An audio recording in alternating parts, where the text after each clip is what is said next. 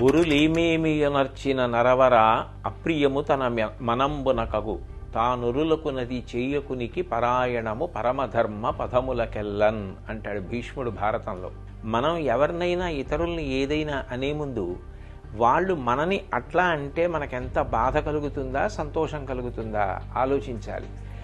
మనం ఎవరికైనా ఏదైనా చేసే ముందు వాళ్ళు మనకి అట్లాంటి పని చేస్తే ఎట్లా ఉంటుంది అన్నది ఆలోచించుకోవాలి. మనం ఇతరులను ఒక మాట అంటే వాళ్ళు బాధపడతారు అని తెలిసినప్పుడు అటువంటి మాటలు మాట్లాడకూడదు. ఏ పని చేస్తే ఇతరులు బాధపడతారో అటువంటి పనులు అసలు చేయకూడదు. ధర్మాలలోకెల్లా పెద్ద ధర్మం అదే.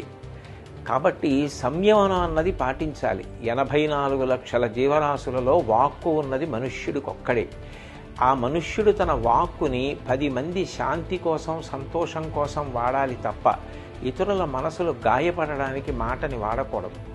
ఈ విషయాలు దృష్టిలో పెట్టుకుని మనందరం కూడా సోషల్ మీడియాని సక్రమంగా వాడుకుందాం తప్ప ఇతరుల యొక్క మనసులు బాధపడేటట్టుగా ప్రత్యేకించి కుటుంబ సభ్యుల్ని మహిళలని ఉద్దేశించి అసభ్యకరమైన పోస్టులు పెట్టకుండా మనని మనం నియంత్రించుకొని సభ్యతా సంస్కారాల్ని చాటిచెప్పాలి.